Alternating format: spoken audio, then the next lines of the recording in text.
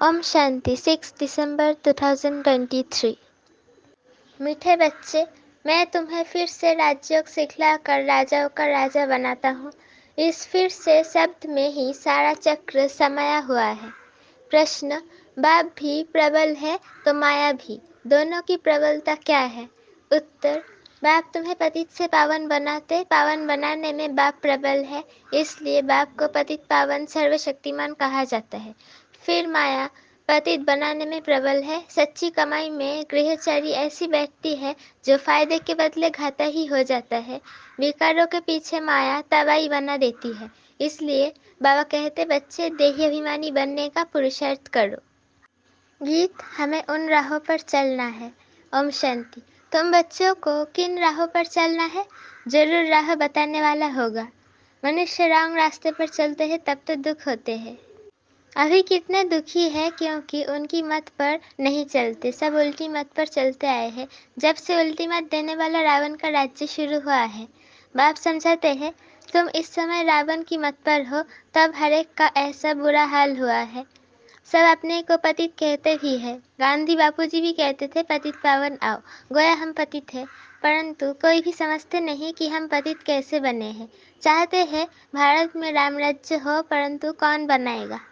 गीता में बाप ने सब बातें समझाई है, परंतु गीता के भगवान का ही नाम उल्टा लगा दिया है। बाप समझाते हैं, तुमने क्या कर दिया है। क्राइस्ट के बाइबल में पोप का नाम डाल दे तो कितना नुकसान हो जाए। ये भी ड्रामा है। बाप बड़े से बड़ी भूल समझाते हैं। ये आदि मध्य अंत का ज्ञान गीता में है। बाप समझाते हैं, मैं तुमको फिर से राजाओं का राजा बनाता हूँ। तुमने 84 जन्म लिए कैसे, ये तुम नहीं जानते हो, हम बताते हैं। ये कोई भी शास्त्र में नहीं है। शास्त्र तो अनेक है, भिन्न भिन्न मतें हैं। गीता माना गीता, जिसने गीता गाई है उसकी ही राय दी है। कहते भी है, तुमको मैं राजयोग सिखाने फिर से आया हूँ। तुम पर माया का परछाया पड़ गया है, अभी फिर से मैं आया हूँ। गीता में भी कहते हैं, हे भगवान फिर से गीता सुनाने आओ, अर्थात फिर से गीता की नॉलेज दो। गीता में ही ये बात है कि आसुरी सृष्टि का विनाश और दैवी सृष्टि की स्थापना फिर से होती है। फिर जरूर कहेंगे, गुरु नानक फिर से आएगा, अपने समय पर चित्र भी दिखाते हैं। श्री कृष्ण भी फिर से वही मोर मुकुट वाला होगा। तो ये सब राज गीता में है, परंतु भगवान को बदल दिया है। हम ऐसे नहीं कहते कि गीता को नहीं मानते, परंतु इसमें ये उल्टा नाम मनुष्यों ने डाल दिया है। उसको बाप आ करके सीधा करके समझाते हैं। ये भी समझाते हैं, हर एक मन आत्मा में अपना अपना पार्ट नोंदा हुआ है, सब एक समान नहीं हो सकते। जैसे मनुष्य माना मनुष्य, वैसे आत्मा माना आत्मा, परंतु हर एक आत्मा में अपना पार्ट भरा हुआ है। ये बातें समझाने वाला कोई बुद्धिमान चाहिए। वो आप जानते हैं कौन समझ सकते हैं, कौन सर्विस करने में समझदार है, किसकी लाइन क्लियर है। देही अभिमानी रहते हैं जो सब तो परिपूर्ण देहाभिमानी नहीं बने हैं।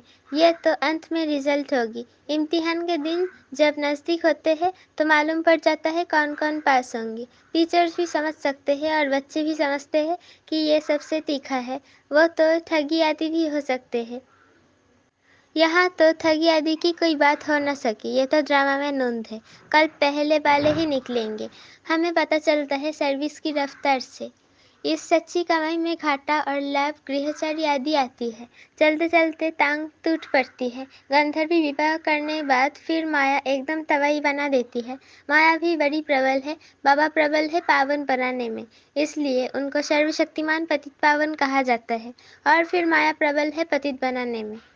सतयुग में तो माया होती नहीं, वो है ही वाइसलेस वर्ल्ड। अभी है एकदम विशियस वर्ल्ड।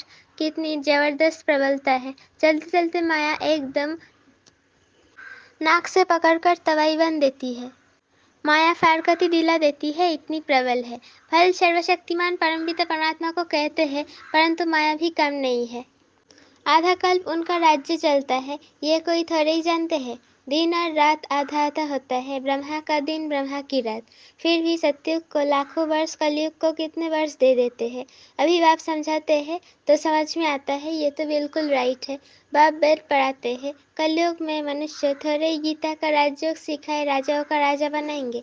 ऐसे तो कोई है नहीं जिसकी बुद्धि में हो कि हम राजयोग सीख राजाओं का राजा बनेंगे।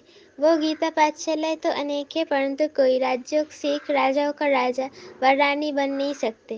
कोई भी एम ऑब्जेक्ट राजा ही पाने का नहीं है।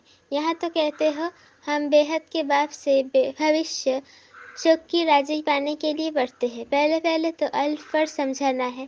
गीता पर ही सारा मदार है। मनुष्य को कैसे पता पड़े सृष्टि चक्र कैसे फिरता है, हम कहाँ से आए हैं, फिर कहाँ जाना है, कोई को पता नहीं है। कौन देश से आया कौन देश है जाना, गीत भी है ना, सिर्फ तोते माफी गाते रहते हैं। बुद्धि जो आत्मा में है वो जानती नहीं कि हम जिसको हे परमपिता परमात्मा कहते हैं वो कौन है। उनको न देख सकते न जान सकते हैं। आत्मा का तो फर्ज है ना बाप को जानना देखना। अभी तुम समझ गए हो हम आत्मा है, परमपिता परमात्मा बाप हमको पढ़ाते हैं। बुद्धि कहती है बाप आकर पढ़ाते हैं। जैसे किसकी आत्मा को बुलाते हैं तो समझते हैं ना कि उनकी आत्मा ही है। तो तुम समझते हो हम आत्मा है, हमारा वो बाप है। बाप से जरूर वर्षा मिलना चाहिए। हम दुखी क्यों हुए हैं? मनुष्य कह देते हैं बाप ही सुख दुख देने वाला है, भगवान को गाली देते रहते हैं। वो है आसुरी संतान, जैसे कल पहले कहा है वैसे कहते हैं। तुम अभी प्रैक्टिकल में ईश्वरीय संतान बने हो, आगे तुम आसुरी औलाद थे।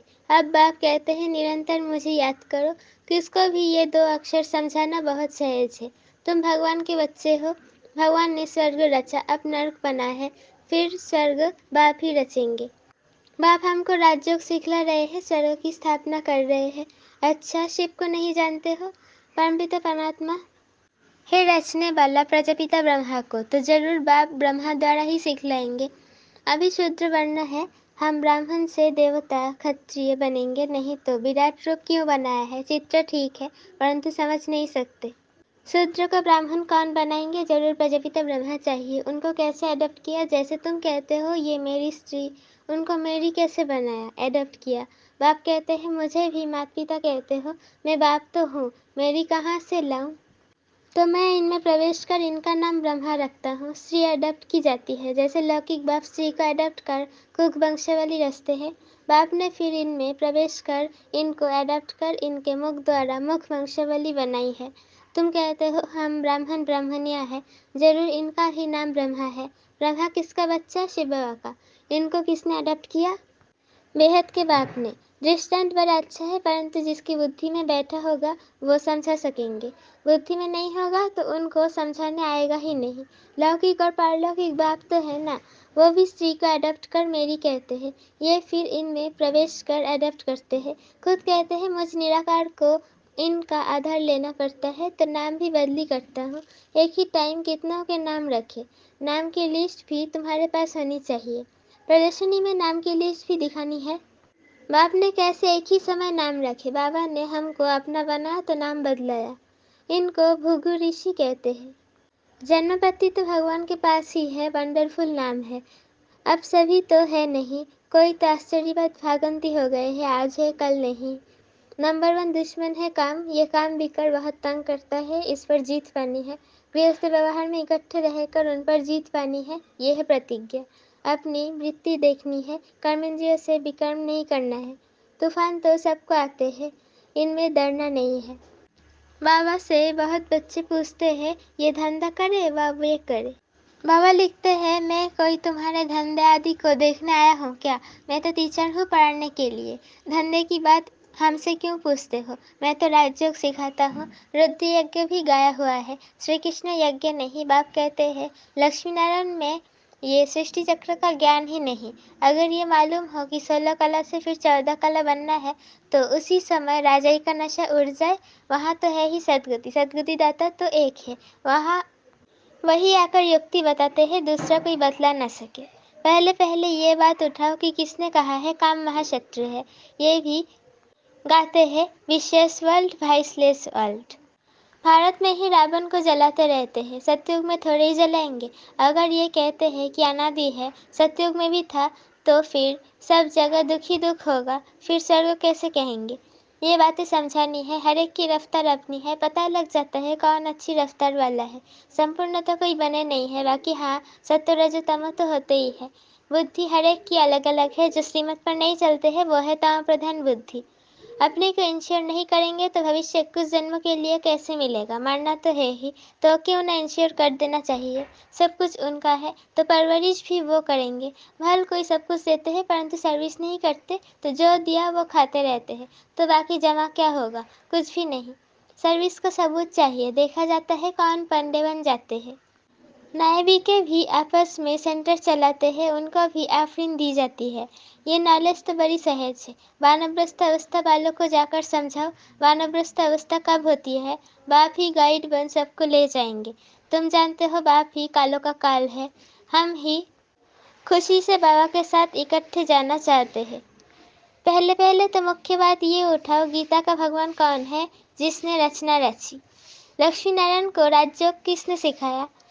उनकी भी राजधानी स्थापन हो रही है और कोई राजधानी स्थापन करने आते नहीं, बाप ही राजधानी स्थापन करने आते हैं।